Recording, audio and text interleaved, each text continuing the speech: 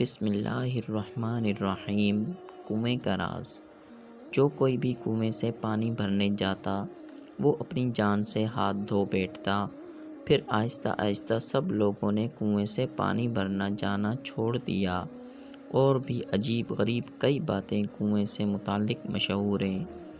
عبید الرحمن کراچی۔ سلمان اور عبداللہ شہر سے اپنے ماموں کے گھر چھٹیاں گزارنے آئے ہوئے تھے۔ گاؤں کی صاف ستھری فضا انہیں بہت بھلی لگی۔ دونوں کزن کے آنے سے حمزہ بہت خوش تھا۔ وہ آپس میں بہت گہرے دوست بھی تھے۔ صبح ناشتے کے دوران عبداللہ کو کچھ یاد آیا تو وہ بولا، ماموں جان، اس گاؤں میں ایک بہت مشہور کنواں ہے۔ اس کنویں کے بارے میں سب لوگ عجیب غریب باتیں کرتے ہیں۔ ہمیں بھی وہ کنواں دیکھنا ہے۔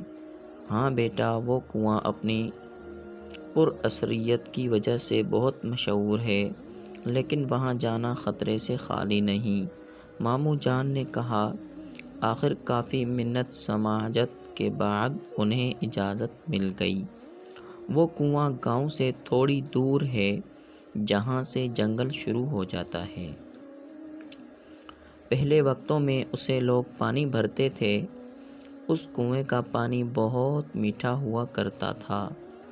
پھر ہوا کچھ یوں کہ جو کوئی بھی کنویں سے پانی بھرنے جاتا وہ اپنی جان سے ہاتھ دھو بیٹھتا۔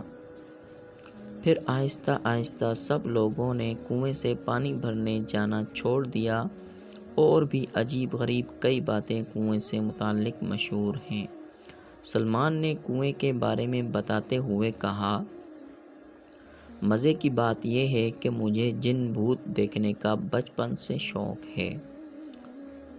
میں نے ہمیشہ جن بھوتوں کے بارے میں سنا اور بہت کہانیاں پڑھی ہیں، لیکن حقیقت میں آج تک نہیں دیکھے۔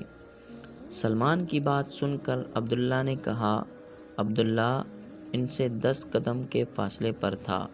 عبداللہ کی چیخ فضا میں بلند ہوئی۔ انہوں نے یکدم پیچھے مڑ کر دیکھا، یہ تو ابھی سے ہی ڈر گیا ہے۔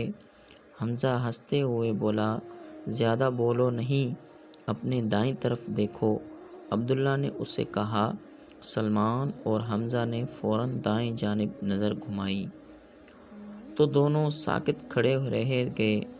ان کے سر کے دائیں جانب درخت کی شاخ پر سانپ آدھا لپٹا آدھا نیچے کی جانب جھولا جھول رہا تھا۔ دونوں بجلی کی تیزی سے دوسری طرف جان بچا کر بھاگے۔ حمزہ کا پاؤں سوکھی جھاڑی میں اٹک کر رہ گیا۔ وہ گرتے گرتے بچا۔ عبداللہ کی قمیض کا کونا سوکھی جھاڑی میں اٹک گیا۔ اسے نکالنے کی کوشش میں قمیض کا کونا پھٹ گیا۔ وہ دیکھو، مجھے کنویں کی دیواریں نظر آنے لگی ہیں، عبداللہ نے زور سے نعرہ لگایا۔ وہ تینوں سستانے کے لیے رک کر ایک گھسنے پیڑ کے ساتھ ٹیک لگا کر آرام کرنے لگے۔ انہیں بیٹھے ہوئے کچھ ہی دیر ہوئی تھی کہ سوکھے پتوں پر کسی کے چلنے کی سرسراہٹ پیدا ہوئی۔